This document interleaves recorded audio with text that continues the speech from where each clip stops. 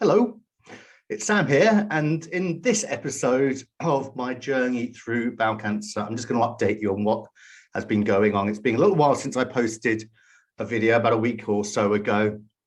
I've been actually very, very busy, and the good news was that I had a week off from the chemotherapy drugs, which was great. It meant that I was able to concentrate more on the business, get things going there. And yesterday I went in for my my second infusion injection, which was took actually about 2.5 to 3 hours. So a little bit late getting me started, which is a bit frustrating. But the old cannula's gone in, the bit that I really don't like, and those drugs were administered, and I got to watch a good film while I was waiting for all of those drugs to go in. So here I am now. I've got my gloves. I just took those off because you can't actually press things on computers these days without gloves if it's a touch screen.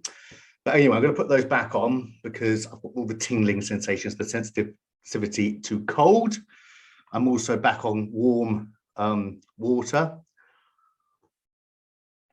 And excuse me, and I've also got to take a mounting of pills. But as you can see here, my good lady wife has put them into a nice little box for me so that with all my chemo brain and everything, I know which day it is and what I'm taking. But anyway, I'm going to get on and take those drugs in a minute.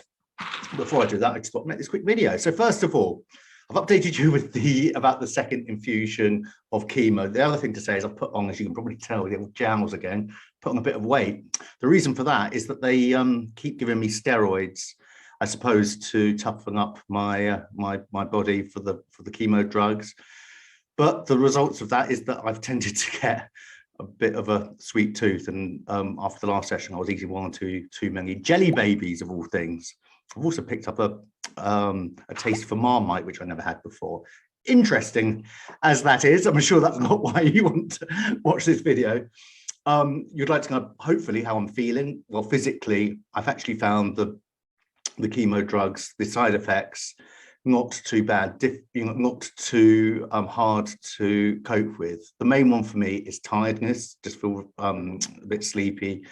More towards the end of the day, that might be associated with my anemia, which I had or have. But also, I mean, chemo drugs are a colossal, have a colossal impact on the body. So it's not unsurprising, and I'm certainly feeling the cold. It's a very cold day today, so I'm gonna have to stay indoors, I think, and just try and get through it. But apart from that, my appetite's increased because I'm on the steroids, which means I'm putting on a bit of weight. One of the things I was hoping for actually was to lose some weight during chemo, but sadly that doesn't seem to be happening.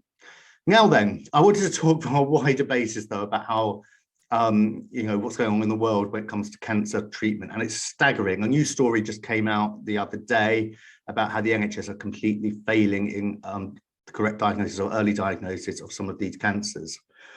Sadly, the fact of the matter is that there's a lot of GPs, not all of them, but there are many GPs who see cancer in people of my age and they just think I'm too young, people under 50, and particularly with bowel cancer. Now, we know that 2,500 people under the age of 50 are diagnosed with cancer each year.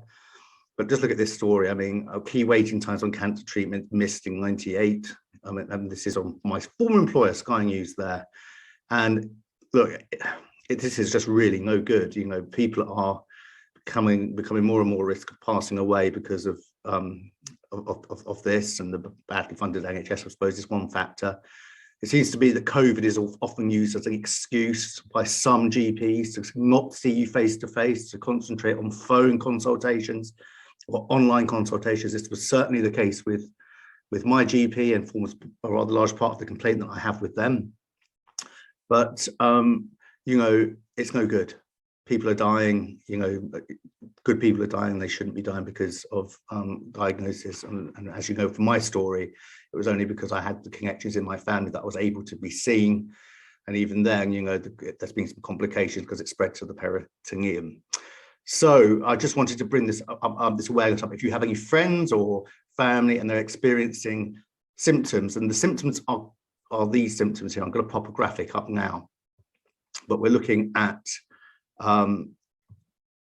bleeding from your bum. this is what I originally went into hospital for last April. I was bleeding, and they checked me out, but they missed the bowel cancer. Whether they should have picked it up or not picked it up, that is now a matter for the complaint that I've been making. But we will see. The fact of the matter is, in my view, that there was almost certainly a tumour there, and it was missed, and that was back in April. So if you have, someone who's passing blood, it's absolutely vital that you get them to hospital, speak to the GP, but also that you make it clear that you want the bowel cancer properly ruled out. Now, obviously, just because you're bleeding in that area does not mean you have cancer. Well, the vast majority of cases, it could be something like piles or diverticulitis disease. I'm not a doctor, obviously, but the vast majority of cases, it's not anything more sinister than that. A persistent unexplained change in bowel habit. All my bowels are all over the place and have been for a long time. So that was a difficult one for me to notice, but that's a big one. Again, if you're having this, then this is the problem. Unexplained weight loss. Yes, I did lose a bit of weight. It's not a massive amount of weight, and that was because I felt that because of the stomach cramps I was having, the stomach problems I was having, I wasn't eating, and so I was losing weight. And I think I downplayed that a little bit in my own mind. But losing weight is a big one, and I think one that they should really be looking out for. Now, one that I did have, and this was really common with me, was extreme tiredness. I just would be dropping off asleep at about 5 o'clock in the evening, and that was unexplained, and that really should have been a big red flag. And the final thing is a pain or lump in my tummy. Now, I was feeling around, I'm not a qualified person, but I felt I could feel something there. Well, I went to the GPs. They kind of eventually they did examine me, and they, by all accounts, seem to have missed that, which is why I ended up being referred for an ultrasound when I shouldn't have been probably referred for that. Should have been referred to a consultant at the hospital. But the long and short of it is, these are the symptoms of bowel cancer. That just because you have only one or two of these symptoms does not mean you've got bowel cancer. But please don't become one of the missed statistics, because it's no fun, I can tell you, going through the chemotherapy. Right, what else? I must tell you about my wife. She has been brilliant, absolutely fantastic woman, the love of my life, perfect mum to my child as well. And she's also put a Facebook appeal for Bowel Cancer UK, a fantastic charity. She put it up. She was just asking for 150 quid. She hit that target within hours, absolute hours. Friends and family have been absolutely fantastic and supportive of that. I'm going to pop the link down for that because it's still open for another 2 days. So if you'd like to make a donation to Bowel Cancer UK, fantastic charity. Bowel cancer does need more investment, does need more money, and cancer patients obviously need more support. So it's a fantastic charity. I'm going to pop the link in the comment section below. But that's my video for now. I just wanted to go through those few points.